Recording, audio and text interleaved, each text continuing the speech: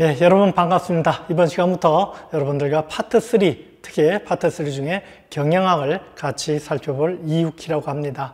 자, 여러분들이 이미 파트 1, 2 이렇게 합격하시고 파트 3를 공부하시는 분들도 있을 거고요. 파트 3를 먼저 공부하시는 분들도 있을 텐데요. 자, 혹시 전반적인 공부 순서에 대해서 제가 간단하게 말씀드리도록 하겠습니다.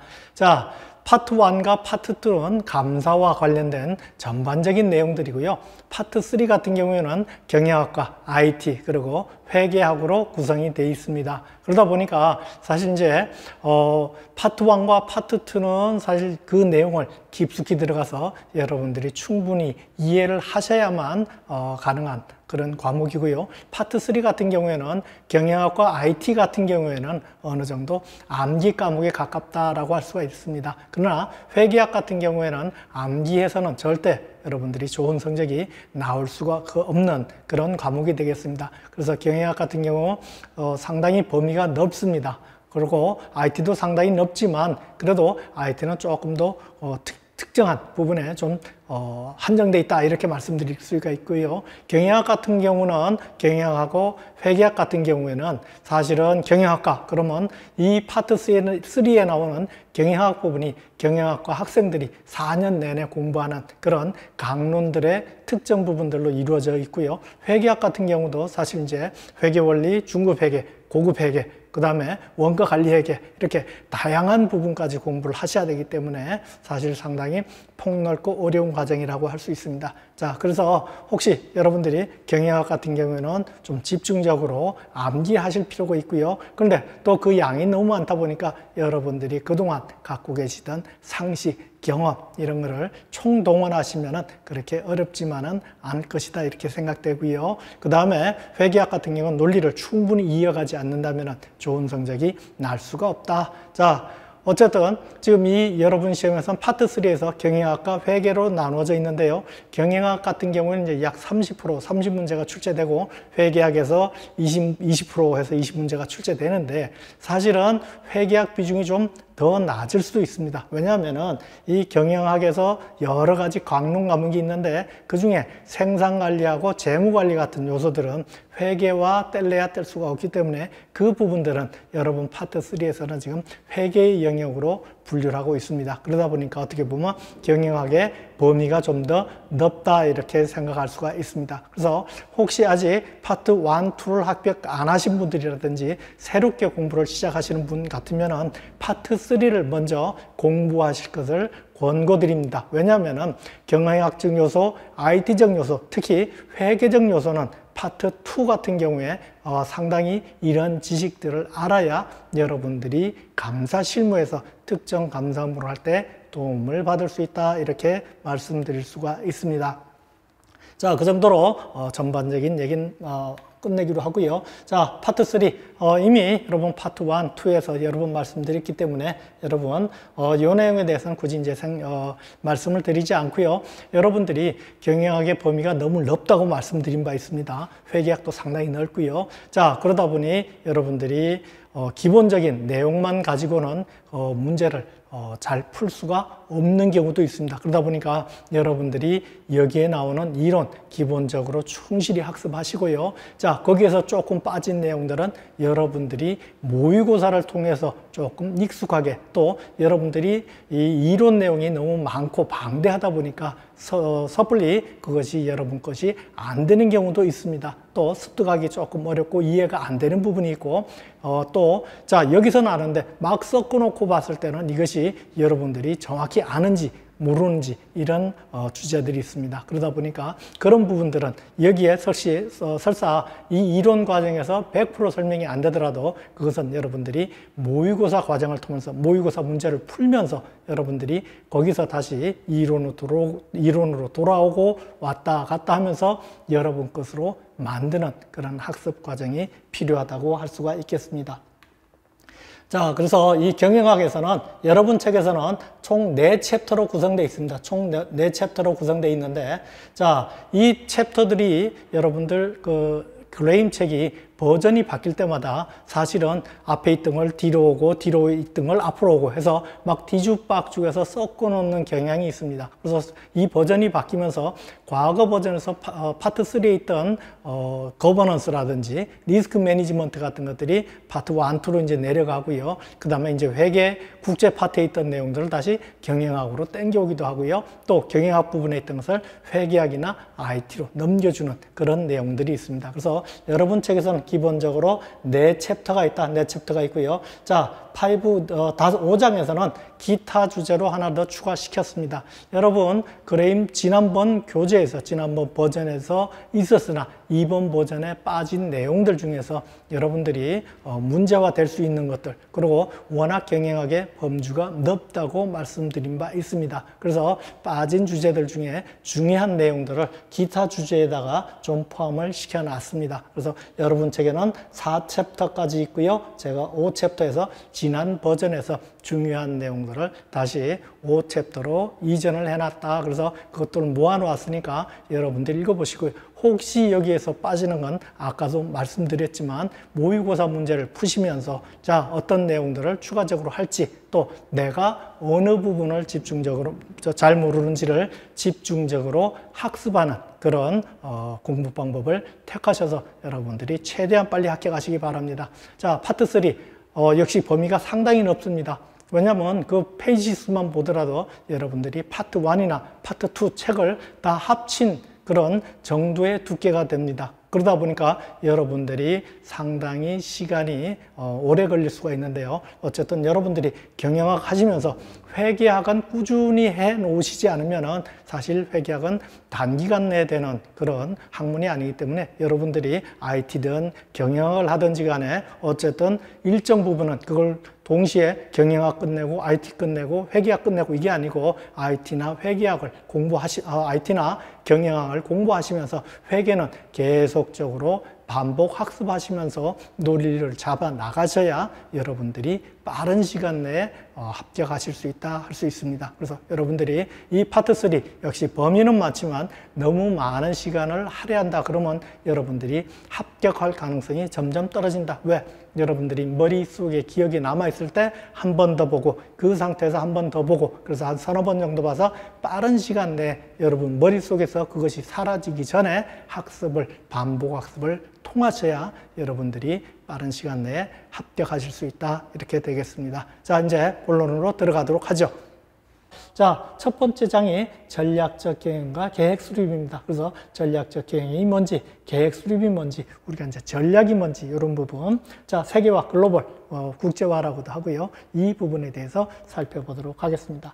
자, 첫 번째가 전략적 경영과 계획 수립과 관련된 내용입니다. 자, 여러분들이 전략하면 영어로 하면 스트래티지인데요.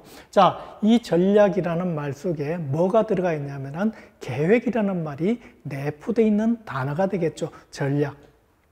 자, 그래서 전략은 다음에 3가지를 위한 계획이다. 그래서 전략하면 여러분들이 계획하고 관련이 있겠다. 그래서 큰 계획이다. 전략은 우리 회사의 전략하면 가장 큰 계획이고요. 그 다음에 전술, 여러분들이 차이점을 좀 알고 계셔야 돼요. 그래서 전략은 아주 큰 개념이다. 그럼 전술은 그 전략을 달성하기 위한 조금 작은 그런 계획이다. 이렇게 여러분들이 아시고, 전략하면 최고의 큰 거다. 전술은 작은 거다. 그럼 최고 큰 건 누가 할까요?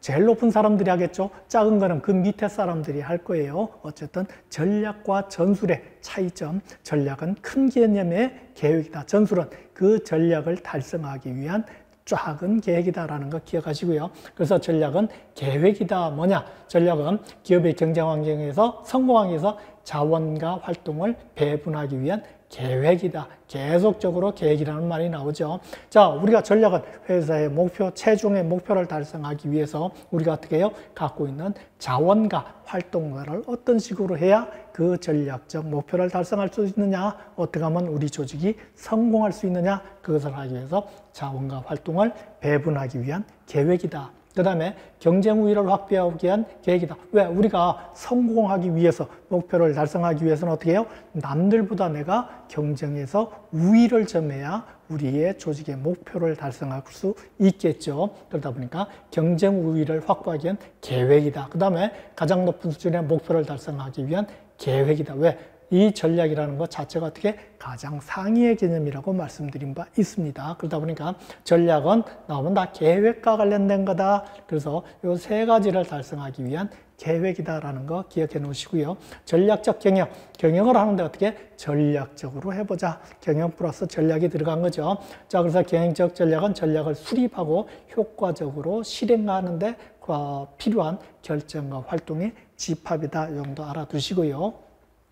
자, 전략하면 여러분들이 떠올리셔야 될 게 계획이다, 계획. 자, 그래서 이 계획 수립이 전략하고 관계된 거다. 그래서 계획 수립은 일반적으로 목표를 설정하고 그 달성 방법을 명시하는 것을 포함한다. 너무나 당연한 얘기겠죠.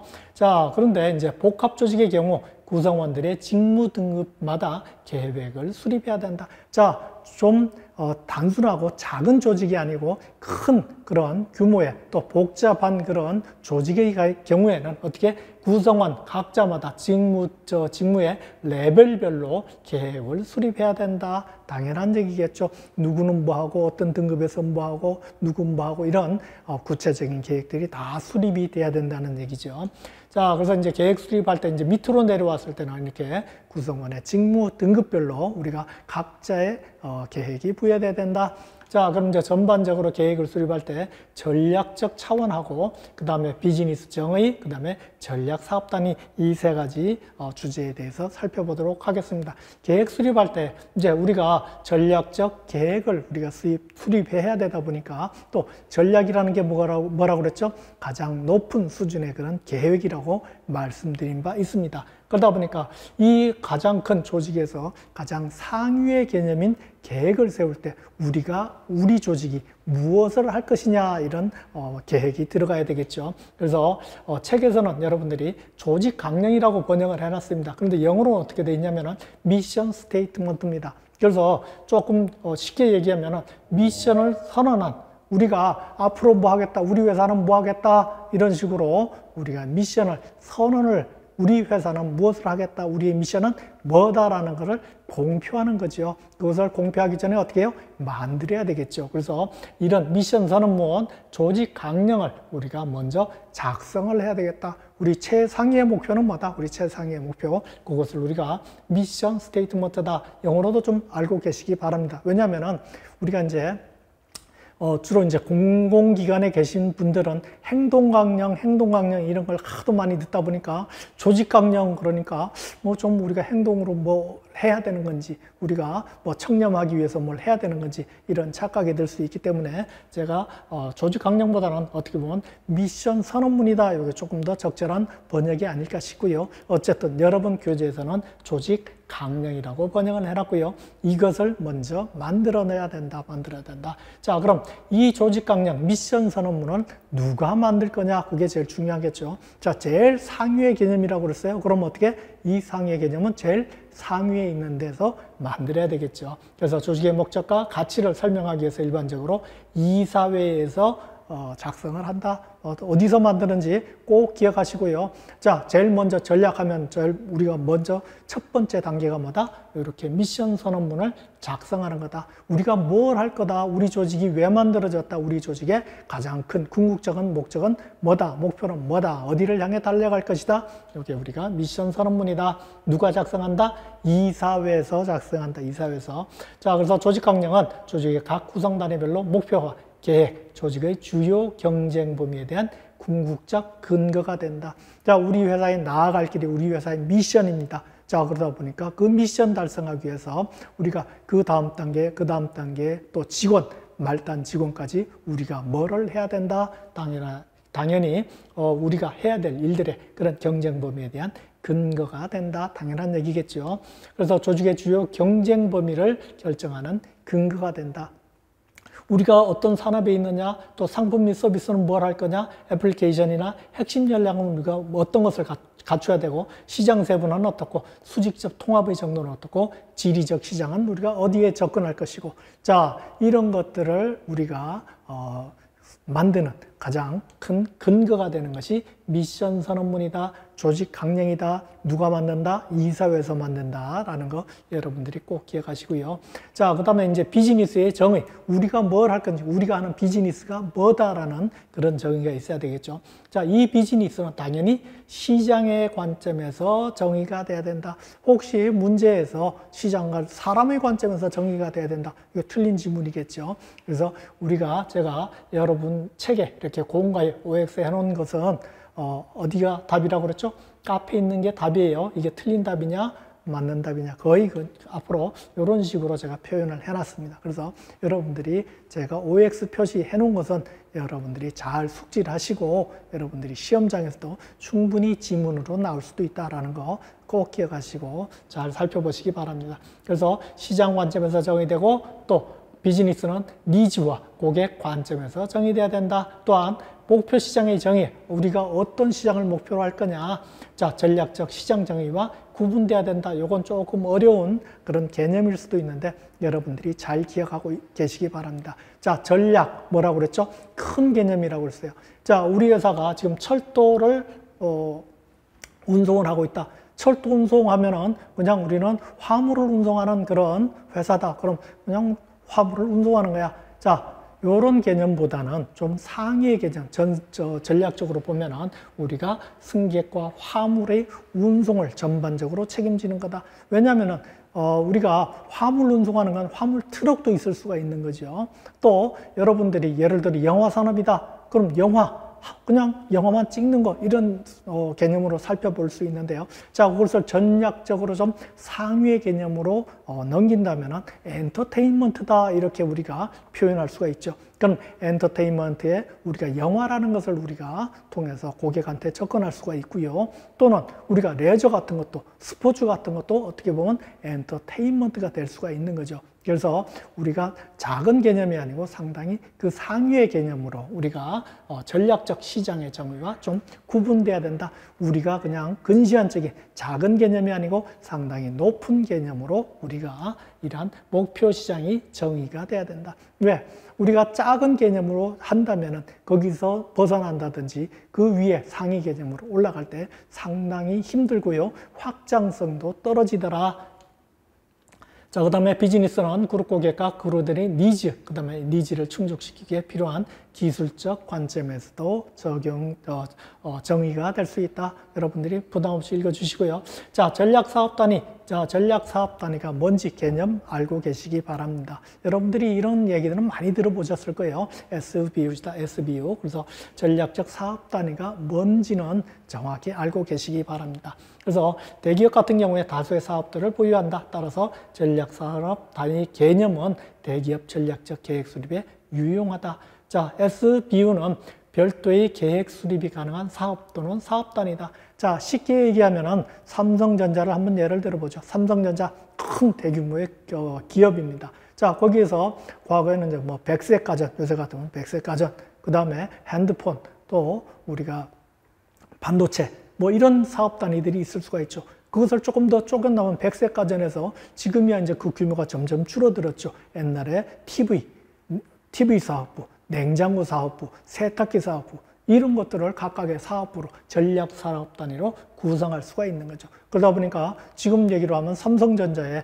우리가 백색 가전 하면 옛날에는 그것이 더 이제 많이 분해가 돼가지고 예를 들어 냉장고 사업 부분, 또 TV 사업 부분, 세탁기 사업 부분 이런 게 전략적 사업 단위가 될 수 있고요. 자, 이제는 그 매출의 규모가 회사 전체적으로 봤을 때 줄다 보니까 이것은 백색 가전 사업 본부, 또 우리가 핸드폰 사업본부, 반도체 사업본부 이런 식으로 쭉 사업본부 전략적 사업 단위로 나눌 수가 있다. 그래서 이제 TV, 냉장고, 백색가전 이 나름대로 이들도 따로 경쟁하는 그런 회사들이 있을 수가 있겠죠. 그러다 보니까 자, SBU는 별도의 계획 수립에 관한 사업 또는 사업단이다. 그래서 SBU에도 경영자가 있고요. 그래서 그 각각의 사업 단위별로 경영자가 별도로 구분이 있는 거고요.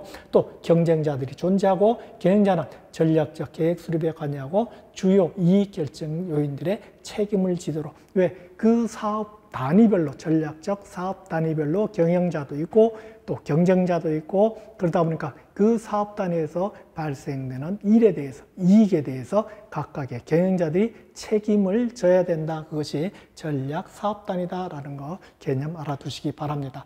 자, 이제 계획을 했으면 어떻게 해야 되죠? 실행을 해야 돼요. 실행. 잘 실행을 해야 되겠죠. 그 계획에 맞춰서 그 계획을 달성할 수 있도록 액션 플랜을 우리가 실행을 해야 되는 거죠. 실행. 자, 전략적 계획은 각각의 하위 단위 계획의 전개를 통해서 조직 체계로 전해져야 된다. 당연한 얘기죠. 전략이 아주 큰 개념이라고 그랬어요. 그럼 이사에서 정하고요. 이사에서 액션 플랜 다 정하는 거 아니죠. 그 밑에 이제 본부장급 사업 전략 사업 단위에 경영자 단위 이런 식으로 계획이 밑으로 이제 쫙 내려오면서 그 세부 실천 계획이 정해지는 거죠. 그래서 조직 계획의 전개를 통해서 조직 체계로 전해져야 되고요. 이러한 계획이 성공할 가능성이 높은 경우 부담 없이 한번 읽어주세요. 여러분들이 이 정도는 여러분들이 크게 반드시 암기해야 된다. 그거 아니고요. 여러분들 상식적으로 봐도 당연히 계획이 잘 성공하려면 어떻게 해야 된다? 조직 체계가 전략 계획과 양립, 조화를 잘 이루어야 된다. 전략이 있고 그 밑에 세부 실천 계획이 잘 양립되고 조화가 돼야지 따로 국밥으로 놀아서는 안 된다. 당연한 얘기고요. 직원들이 기술 영역을 보유해야 된다. 당연한 얘기죠. 자, 조직의 문화가 전략 계획에 유리하거나 바뀔 수 있는 경우 시장 환경이 바뀔 때마다 그게 잘 맞춰서 조직이 플렉서블 해야 되겠죠. 자, 또 전략계획의 문화가 아주 유리하거나 또 실행을 가능하게 하는 통제 수단이 존재하는 경우 당연히 여러분들이 이걸 암기를 안 하시더라도 이런 건 상식적으로 여러분들이 한두 번 풀어보시면, 읽어보시면 충분히 답을 할 수 있다. 자, 그 다음에 우리가 이제 실행을 하는데 통제를 해야 되겠다.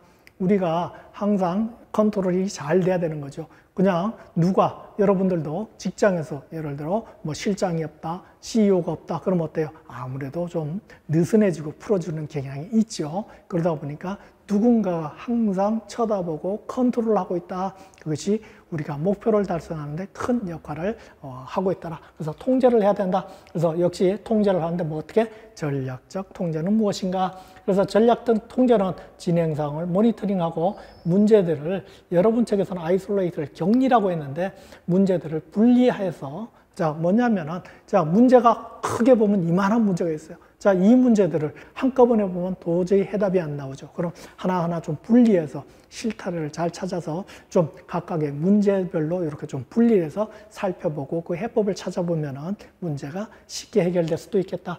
타당하지 않은 가정들을 파악해서 신속한 시정 조치를 취할 전략적 통제를 우리가 만들어 보자. 그래서 조직의 각 단계에서 계획들이 집행될 때 목표를 달성했는지 여부를 판단해서 통제 척도들이 있어야 되겠다. 기준점이 있어야 되는 거죠. 잘했냐 못했냐를 따질 때 측정 단위, 척도들이 있다. 목표는 조직 하부로 이동하고 통제 조치들은 위로 전달된다. 당연한 거죠. 우리가 전략적 계획을 수립하고 그 전략적 계획, 목표가 이 하위 단위로 계속하면서 너는 뭐하고 너는 뭐하고 첫 번째 니네 사업부에서 뭐하고 니네 부서에서 뭐하고 니네 팀에서 뭐하고 각각의 팀원들은 뭐하고 이런 식으로 쭉 목표는 밑으로 내려오고요. 그 다음에 통제를 해본 결과는 어떻게 위로 보고가 올라가겠죠. 밑에서 위를 통제하는 건 아니죠. 위에서 밑에를 통제하는 거죠. 그러니까 통제 조치들은 위로 보고가 된다, 전달된다라는 거 기억하시고요. 그 다음에 이 통제와 관련해서 우리가 척도가 필요하다고 그랬어요. 측정 기준이 뭐냐? 이게 측정 기준이 척도가 되겠죠. 그 다음에 계층별로 어떤 역할을 해야 되는지 살펴보도록 하겠습니다. 어떤 척도가 있느냐? 그래서 외부적 효과성과 내부적 효율성, 외부는 효과고 밑에는 효율이다. 그래서 이것이 외부적 요소인지 내부적 요소인지에 대해서는 여러분들이 꼭 기억을 하시기 바랍니다.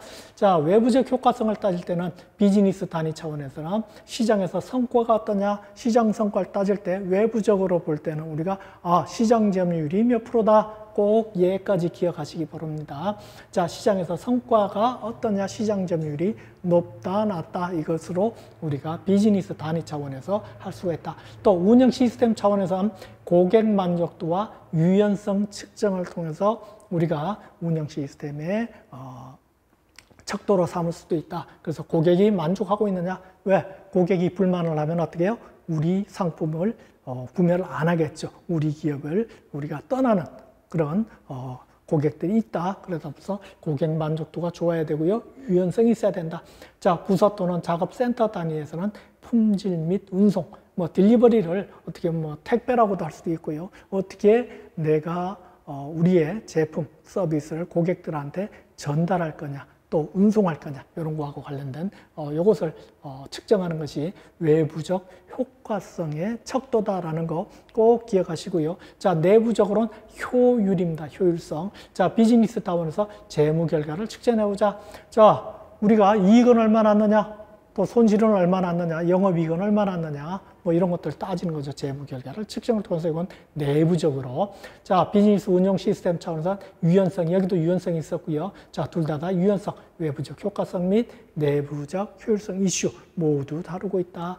자, 부서 작업센터 차원에서는 사이클 타임과 낭비가 측정된다. 사이클 타임이 뭐냐? 원재료가 들어가서 완제품으로 완성되는 때까지 걸리는 시간. 이것을 이제 내부적으로 측정하는 거죠. 자, 낭비가 있느냐 없느냐 이런 거 측정하는 것이 이제 내부적 효율성이다. 그래서 여러분들이 꼭 이것이 외부적 효율성의 척도냐, 내부적 효율성의 척도냐 이걸 섞어놓고 여러분한테 충분히 물어볼 수 있는 문제다. 그래서 꼭 기억하시기 바랍니다.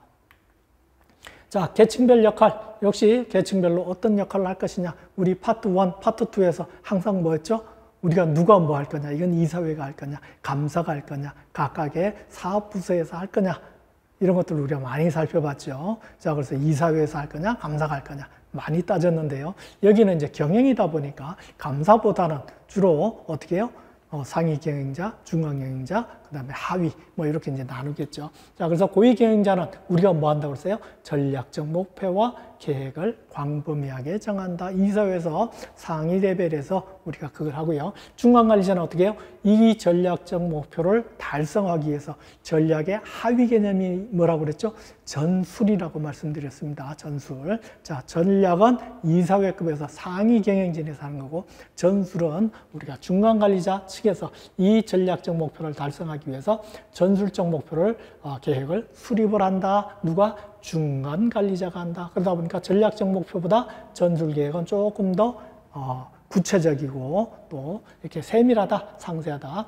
자, 하위 관리자와 감독자, 운영 목표를 개발하고 전략 및 전술 목표와 계획을 달성하기 위한 계획을 수립한다. 이제 이 전술적 목표를 달성하기 위한 그 하위 레벨의 그런 문제를 우리가 계획을 세운다. 그래서 여러분들이 이게 중간 관리자나 이건 뭐 크게 어렵지 않을 거고요. 이것을 써놓고 중간 관리자는 운영 목표를 개발하고 전략 및 전술 목표 계획을 달성하기 위한 계획을 수립한다 하면은 틀린 지문이죠. 이건 누가 한다? 하위 관리자가 한다. 중간 관리자는 뭘 한다? 전술적 목표와 관련돼 있다라는 거 꼭 기억하시고요. 자, 그러다 보니까 영업 계획은 당기고 상세하고 어쩌고 저쩌고 당연히 조금 작은 개념 그리고 구체적인 개념이 들어간다라는 거 기억하시기 바랍니다. 자, 그 다음에 이제 조직 차원의 계획 수립. 우리가 계속적으로 계획과 관련된 전술도 계획이고요. 전략도 계획이고 누가 크냐 작냐 그 다음 단계에 어떤 것들이 있느냐 그걸 따지는 거고요. 어쨌든 우리가 조직 차원에서 계획 한번 따져보죠. 자, 계획을 개발해야 된다. 계획의 개발 단계는 조직 강령에 초안 작성한다. 누가 한다고 그랬죠? 이사회에서 최종적으로 결정을 하는 거라고 말씀드린 바 있습니다. 미션 스테이트먼트. 자, 그 다음에, 자, 요게 이제 최상위층에서 결정되면 전술 단계에서 중간 관리층, 아까도 여기 나왔죠? 중간 관리층에서 우리가 이제 전술 계획을 우리가 전략적 목표를 달성하기 위해서 우리가 이제 전술을 세우는 거죠. 그 밑에 단계에서 구체적으로 어떻게 해야 전략이 달성될 것인지. 그래서 전술적 단계에서는 계획의 변형은 다음을 포함한다. 그래서 목표와 계획을 수립한다. 이 전략적 목표와 목표를 달성하기 위한 이러한 구체적인 목표와 계획을 수립하고요. 전략적 목표에 대한 목표와 계획의 전략적 매핑을 한다. 그 다음에 컨틴전시 프로그램, 플랜, 비상계획을 수립한다. 그 다음에 시나리오를 구축한다. 영역 활동과 영역을 확장할 활동 팀을 임명한다라는 게 전술적 단계에서 일어나는 것이다 라는 거 기억하시고요. 그 다음에 시나리오를 구축한다. 시나리오. 여러분들도 최근에는 이제 시나리오와 관련된 그런 문제들이 많이 나오죠. 그래서 시나리오는 어떻게 이미 일어난 일이 아니고 앞으로 일어날 일을 예측하기 위한 시나리오를 구축하는 거다. 자, 앞으로 예를 들어서 갑자기 지금 부동산 가격이 엄청 올라 있는데요. 갑자기 부동산 가격이 떨어지면 이자율이 오르면은 또 뭐 요새는 뭐 요소수 때문에 문제가 많이 되고 있죠. 요소수가 갑자기 떨어졌다. 그러면 거의 경유차들은 또 각종 중장비들은 멈춰서야 되는 그런 엄청난 일들이 일어날 수가 있다. 자, 그래서 이 시나리오는 이미 일어난 건 아니죠. 그건 역사책입니다. 시나리오는 앞으로 이러한 일이 일어날 때 어떻게 할 거야. 이 일이 일어나면 어떻게, 이자율이 오르면, 환율이 오르면, 떨어지면, 전쟁이 나면 뭐 이런 식의 각종 시나리오를 두고 거기에 대한 플랜을 우리가 계획하는 게 시나리오를 구축하는 거다. 그래서 전술적 단계에서 목표와 계획 수립하고 전략적 목표에 대한 목표와 미래의 전략을 매핑하고 컨틴전시 플랜을 수립하고 시나리오 구축하고 영역 확장과 관련된 활동을 하는 팀을 임명한다라는 거 기억하시고요. 자, 영업활동 팀은 어떤 거냐? 조직의 외부 환경을 연결하기 위해서 영역 확장 활동을 할 수 있는 팀을 임명하는 거다. 뭐 하기 위해서? 조직의 외부 환경에 연결하기 위해서 실질적으로 외부에 나가서 뛰는 그런 연결을 하는 팀을 만든다.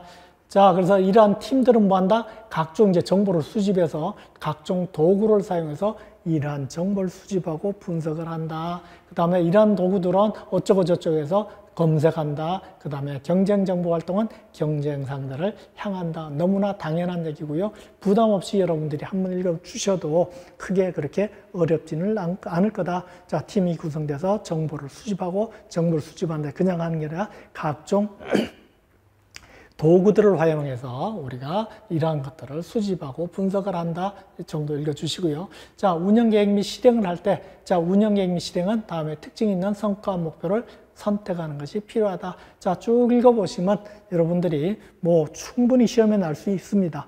그런데 그렇게 어려운 게 아니다. 그래서 여러분들이 운영계획을 세울 때 목표는 어떻게 해야 되느냐, 목표가 중요하죠. 그런데 그렇게 어려운 건 아니다. 그래서 꼭 이렇게 공과의 피칭은 여러분 시험에 지문으로 충분히 나올 수 있는 거다. 자, 구체적인 성과 목표를 삶아야 된다. 예를 들어서 이게 지금 전술 단계니까 구체적인 성과 목표지 전략 단계면 구체적 성과 목표 잘 안 나오는 거죠. 자, 그래서 구체적인 성과 목표가 정해져야 된다. 계략적인 성과 목표 아닙니다. 구체적으로 우리가 뭐를 달성할지. 자, 그 다음에 측정이 가능해야 된다. 두리뭉술하게 우리 잘해보자 이건 아니다는 얘기죠. 그래서 측정이 가능해야 된다. 자, 도전적이지만 합리적으로 달성이 가능해야 된다. 자, 지금 처음으로 시장 출시한 기업에서 예를 들어서 우리 시장 점유율 30%, 1년 내에 30% 달성하겠다. 사실 말이 안 되는 거죠. 1년 내에 30% 인제 시장 출시해가지고 말이 안 된다. 도전적이지만 합리적으로 달성 가능한 성과 목표다. 시간 제한이 있는 성과 목표다. 꼭 기억하시기 바랍니다. 자, 우리 시장 점유율 30% 달성하겠습니다. 좋아요. 그런데 언제까지? 이 얘기가 없으면 안 되는 거죠. 반드시 언제까지? 3개년 내에 30% 달성하겠습니다. 자, 5차년도에는 40%까지 올리겠습니다. 이런 구체적인 시간, 타임 스케줄이 안 나와 있으면 안 된다는 얘기죠. 왜? 아무도 할 이유가 없는 거죠. 언제까지 하란 그런 얘기가 없다 보니까 안 된다. 그래서 반드시 시간에 제한이 있어야 된다. 언제까지 하겠다? 기업의 핵심 성과 지표 KPI와 관련이 있는 성과 목표다. 여러분들이 직장 생활 하신 분들은 크게 여러분들이 어렵지 않은 그런 내용이다. 그래서 부담 없이 읽어주시고 여기서도 충분히 지문이 날 수 있다. 자, 운영계획 및 실행에 포함될 내용입니다. 자, 이런 계획을 잡을 때 우리가 목표를 어떻게 설정하고 잘 관리해서 그것에 우리가 달성할 거냐, 이것을 따질 때 어떤 식으로 만들어야 되냐. 그래서 주로 이제 관리하는 방법이 MBO다 많이 들어보셨을 거예요. 목표 이행 관리, 그 다음에 뭐 위기 관리 계획, 그 다음에 도전적 목표, 이런 것들은 여러분들이 충분히 많이 들어봤을 것이다. 자, MBO 여러분들이 엄청나게 많이 들어보셨는데 반드시 여기도 아주 중요합니다. 잘 알고 계시기 바랍니다. 자, 목표에 의한 관리를 한다. 그 목표를 달성했느냐, 달성하지 못했느냐, 왜 달성하지 못했느냐, 그 목표를 달성하기 위해서 어떻게 해야 되느냐, 이러한 구체적인 내용들이 잘 들어가야 되죠. 그래서 그 달성을 했느냐, 못했느냐에 따라서 우리가 성과 측정 지표가 달라지는 거죠. 자, 목표 이행 관리는 뭐냐라는 거 꼭 여러분들이, 특히 밑줄 긋는 거는 여러분들이 잘 기억하시기 바랍니다. 자, MBO는 상사와 부하가 공동의 목표를 설정한다라는 거 꼭 기억하시기 바랍니다. 목표 이행 관리는 내가 그냥 하는 게 아니고 나와 우리 상사가, 우리 조직이 자, 같이 공동의 목표를 설정하고 목표 달성된 정도를 측정하고 평가함으로써 경영의 효율성을 시키기 위한 전사적 차원의 조직관리 체계다라는 거 정의입니다. 정의 반드시 꼭 기억하시기 바랍니다. MBO가 뭐다? 혼자가 아니고 상사와 부하가 공동으로 목표를 설정하는 거다. 전사적 차원이다라는 거 꼭 기억하시고요. 자, MBO는 직원과 관리자가 체계적으로 협력하는 방법이다. 당연한 거겠죠. 따로 국밥이 아니죠. 왜? 우리가 목표를 공동의 목표를 설정했어요. 그러다 보니까 협력이다. 자, MBO는 수단에 의한 관리, MBN이 개선된 이론이다. 그래서 측정 가능한 목표뿐만 아니라 어떻게 그 목표가 달성되는지까지도 다루는 것이 MBO다라는 거 꼭 기억하시기 바랍니다. 자, 이 원칙은 부적절한 수단으로 기대에 부응되는 것은 자기 패배라고 한다, 여긴다. 자, 내가 정당한 방법을 통해서 목표를 달성해야지 탈법이라든지 부정적인 방법을 내서 한 거는 내가 잘못한 거다, 내가 스스로 패배다라고 여긴다라는 것까지 기억하시고요. 자, MBO의 주요 내용, 모든 수준에서 목표를 설정한다. 꼭 기억하시기 바랍니다. 목표 이행 관리, 상사와 부하가 공동으로 목표, 협력, 그리고 측정 가능한 뿐만 아니라 어떻게까지, 그 다음에 모든 수준에서 목표를 설정한다. 실행 계획을 수립하고 진행사항 검토하고 시정 조치를 하고 최종 성과 평가를 한다. 크게 어렵지가 않죠. 그래서 모든 수준에서 목표를 설정한다라는 거 꼭 기억하시기 바랍니다. 자, 위기관리계 우리가 뭐 어떻게 보면 컨티뉴어시 플랜, 요새는 너무나 당연하게 여기죠. 옛날에는 사실 이런 것들이 IT 쪽에서나 조금 컨티뉴어시 플랜 이런 것들이 계획이 새우 수립이 됐는데 최근에 뭐 코로나라든지 또 요새는 뭐 요소수라든지 우리가 지금까지 경험하지 못한 그러한 사건들이 뻥뻥 터지기 시작하죠. 그러다 보니까 이 위기관리계획 상당히 중요합니다. 그래서 어떻게 위기를 관리를 할 거냐. 자, 위기관리 계획은 대기업 노동 파업, 자연재해 등 위태로운 사건을 예상하고 대비해야 된다. 그러다 보니까 위기를 관리를 하려다 보니까 어떻게 제일 중요한 게 우리가 사고 터진 다음에 관리가 중요한 게 아니고 첫 번째 위기를 예방을 해야 된다. 그 다음에 이제 그래도 발생하면 어떻게 대응을 할 것이냐. 투 트랙으로 나눌 수도 있다라는 거 기억하시고요. 자, 위기 예방. 위기 예방은 위기를 피하거나 징후를 감지하는 단계로 구성된다. 뭐 그렇게 어렵지 않은 내용이고요. 다만 꼭 알아두셔야 될 게, 자, 위기 예방의 핵심이 이해 당사자와 강력한 관계를 잘 형성해 놓는 것이다. 자, 따로 국밥으로 따로 논다면은 그 위기 예방이 잘 안 된다는 얘기죠. 서로 이해관계자, 고객이라든지 또 우리 원자재를 공급하는 업체, 그 다음에 직원, 또 뭐 기타 등등 해서 이해관계자들과의 관계가 좋으면은 이러한 위기를 잘 극복할 수 있고 예방할 수도 있다라는 거 기억하시고요. 자, 위기 대응 계획, 위기관리 팀이 구성돼야 된다. 위기관리 계획 개발에는 뭐 당연한 얘기고요. 비상통신 매체 설정한다.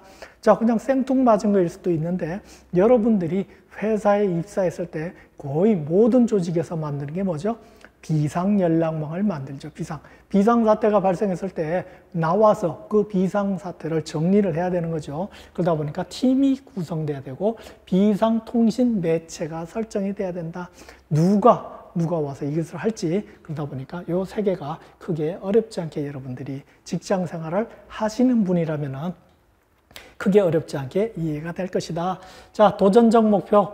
자, 우리가 대충 해서 목표를 달성한다. 그건 뭐 그렇게 바람직하지가 않겠죠. 놀면서 가만 놀아도 목표가 달성한다. 열심히 일을 안 하겠죠. 약간의 우리가 그 달성하는데 약간의 좀 어려움이 있어야 된다. 그죠? 그래야 열심히 일을 하죠. 그래서 도전적 목표는 패러다임을 전환하는 혁신을 통해야만 달성될 수 있다. 혁신, 도전적 목표는 혁신을 통해 된다라는 거 기억하시고요. 자, 도전적 목표는 목표 설정의 일반적이고 점진적인 범위를 훨씬 넘어서 확장된다라는 거 기억하시기 바랍니다. 특히 제가 이렇게 줄거놓은 것들은 여러분들이 꼭 관심을 갖고 잘 보셔야 됩니다. 자, 직원들에게 용기를 북돋으려면 그 목표는 비합리적이어서는 안 된다. 자, 지금 예를 들어 지금 시장 점유율이 1%밖에 안 되는데 자, 올해 목표는 20% 달성이야. 그러고 뭐 최고 경영자라든지 관리자가 직원들한테 윽박을 지른다. 달성 못하는 거죠. 그죠? 달성을 못하고요. 자, 꼭 이걸 엄청나게 윽박 지르고 이거 달성 못하면 다 지방으로 전체를 보낸다든지 구조조정을 한다든지 그럼 어떻게 해요? 고의가 회계 부정이 발생하죠. 가라 계약, 일단 계약한 다음에 그것을 나중에 소낙비를 피하고 난 다음에 계약을 취소한다든지 뭐 이런 식의 그런 상당한 부정이 발생할 수도 있다. 그러다 보니까 합리적인 목표가 설정돼야 된다. 당연한 얘기고요. 자, 전략적 경영입니다. 경영을 하는데 전략적으로 하자. 경쟁 우위의 4가지 측면, 여러분들이 이미 상식적으로 다 아는 내용입니다. 그것을 한 번 더 정리한다. 어떻게 하면은 경쟁 우위가 우리 경쟁자들보다 내가 우위에 있느냐, 이걸 살펴보는 거죠. 자, 첫 번째, 특정 고객을 대상으로 전략을 개발해야 된다. 대충 뭐 우리가 하는 게 아니고 내가 누구한테는 어떤 식으로 접근을 하는지, 어떤 식으로 내가 뭐 포피해서 가격이라든지 전략이라든지 프로모션이라든지 유통이라든지 이런 것을 어떻게 할지 특정 고객을 대상으로 전략을 개발을 한다. 너무나 당연한 얘기고요. 핵심 역량들을 이점을 잘 활용하자. 내가 경쟁자보다 내가 장점을 갖고 있는 그러한 것을 활용을 해서 내가 경쟁 우위를 확보한다. 너무나 당연한 얘기일 거고요. 그 다음에 이제 시너지 효과를 고려한다. 뒤에도 이제 시너지에 대해서, 시너지는 상당히 중요합니다. 자, 시너지가 뭘까요? 1 플러스 1은 2가 아니고 2를 초과하는 게, 그것이 시너지 효과라고 그러죠. 1 플러스 1이 2가 아니고 2를 초과하는 게, 그게 시너지 효과다. 자, 경영자는 당연히 시너지 효과를 생각해야 된다. 자, 시너지는 전에 없었던 독립적 요소들이 이러한 요소들을 조합함으로 인해서 개별 효과의 합보다 더 큰 영향을 미칠 때 시너지가 생긴다. 그래서 시너지가 생길 수 있는 건 합쳐서 그 시너지 효과가 나면은 내가 경쟁 우위를 확보할 수 있다. 자, 고객에게 가치를 제공해야 된다. 그래서 고객에게 가치를 제공하는 것은 효과적인 전략 측면에서 매우 중요하다. 우리 고객이 내 상품을 씀으로 인해서 그 가치를 증대시키고 가치를 느낄 때 우리가 경쟁 우위가 확보가 된다. 그래서 부담 없이 경쟁 우위, 특정 고객을 대상으로 한다. 핵심 역량들을 잘 이용한다. 시너지 효과를 고려한다. 고객에게 가치를 제공한다. 크게 어렵지 않습니다. 자, 이제 시너지에 대해서 나오는데요. 여러분들이 이 시너지의 뭐 개념보다는 어떤 개념하고 여러분들이 이것이 어떤 시너지라는 거 반드시 기억하시기 바랍니다. 자, 첫 번째 이제 시장 시너지입니다. 제품이나 서비스가 긍정적인 보완 효과를 가질 때 발생되는데요. 자, 예를 들어 연예계에서 배급사가 콘텐츠 제공자를 인수한다.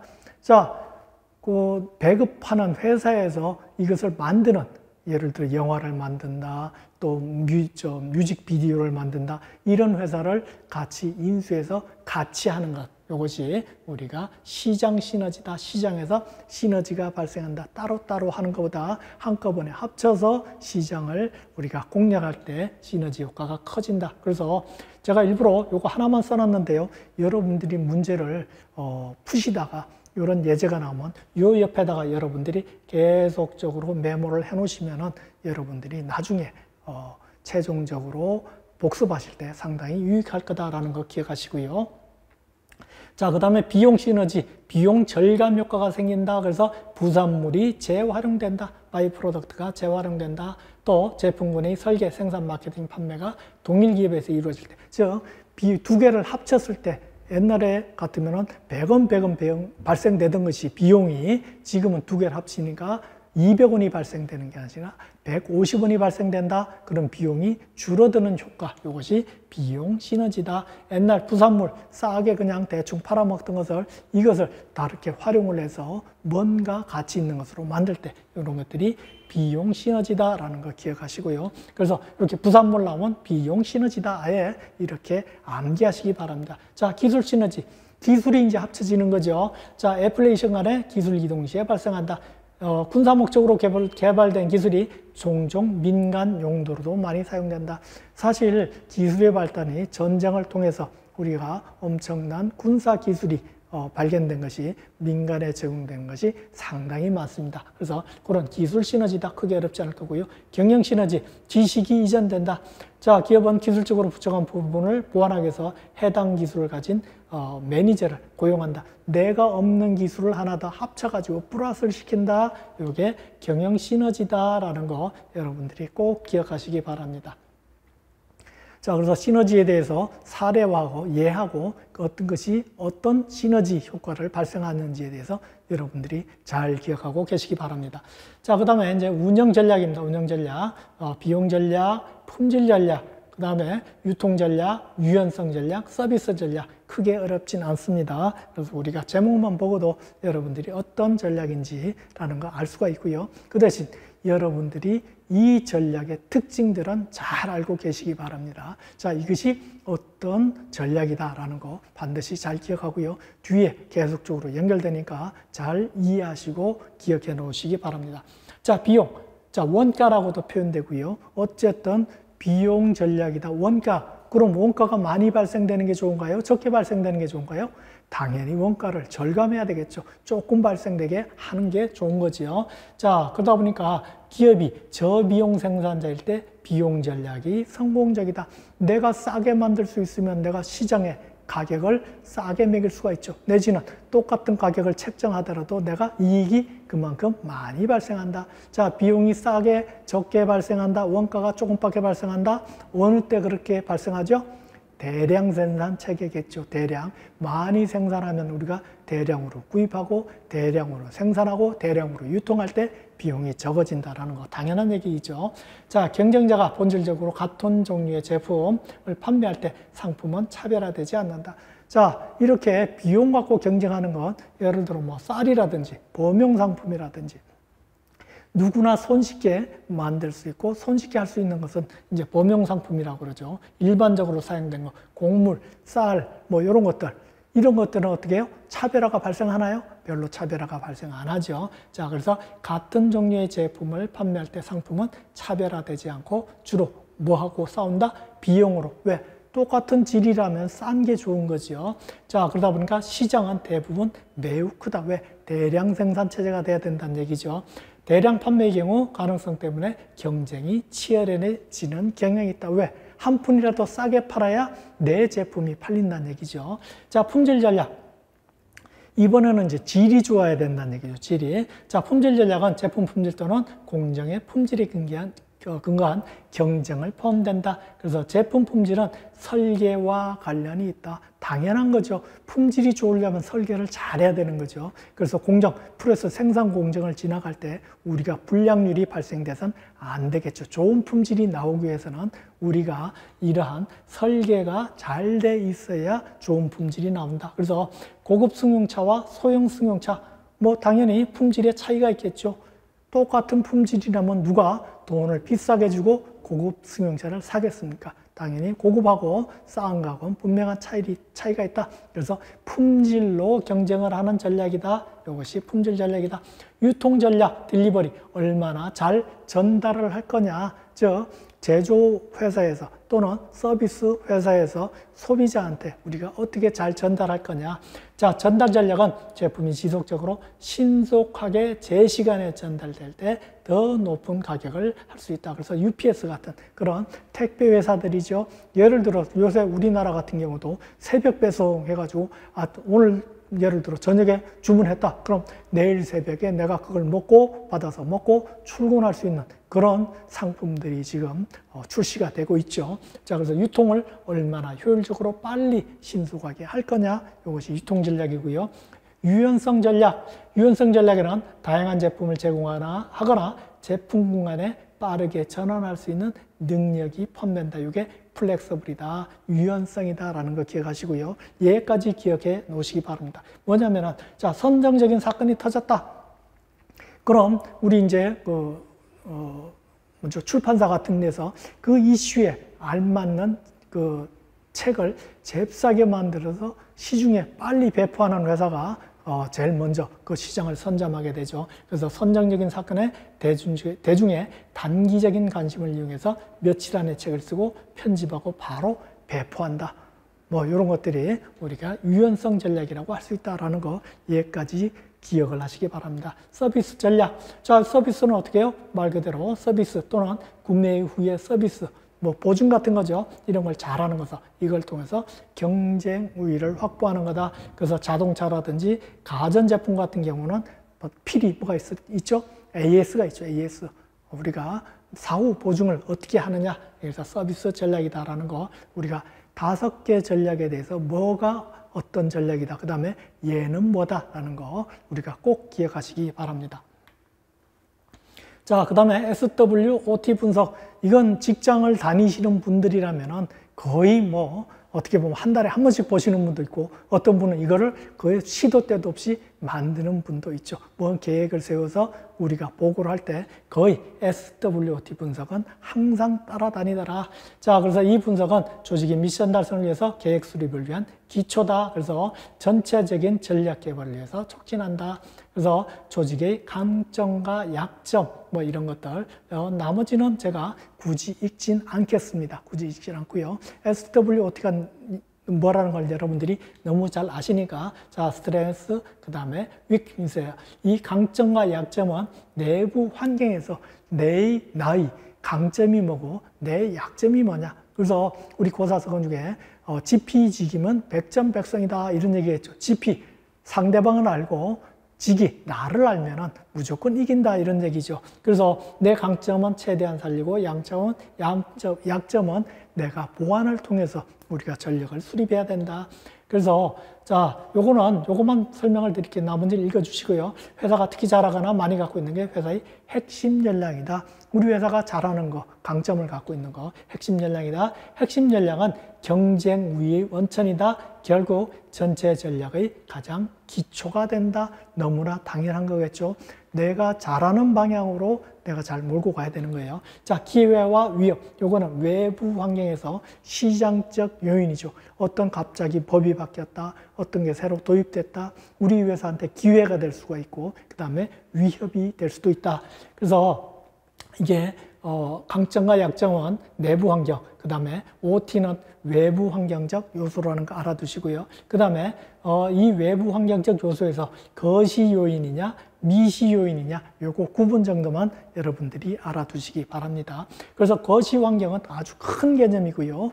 미시는 좀 작은 개념이죠. 그래서 경제학에도 거시 경제학이 있고 미시 경제학이 있고 여러분들이 각종 이런 이론을 보다 보면 미시, 거시 차원 이런 것들이 많이 나옵니다. 그래서 거시 환경은 뭐냐? 경제, 인구 통계, 정치 법률, 사회 문화, 기술적 요소 이런 것들이 거시 환경 요인이다라는 걸 기억하시고요. 그 다음에 미시 요인은 작은 그런 개념이죠. 마이크로. 자, 공급업체는 우리 벤더들은 어떠냐? 고객은 어떠냐? 유통업체는 어떠냐? 경쟁업체는 어떠냐? 그래서 조금 작은 개념이 미시 환경 요인이다. 큰 정치, 경제, 사회, 문화, 인구 통계 이런 것들이 거시 환경적 요인이다 정도 여러분들이 기억을 하시기 바랍니다. 자, 여기까지 하고 다음 시간에 경쟁 전략에 대해서 계속적으로 살펴보도록 하겠습니다. 수고하셨습니다.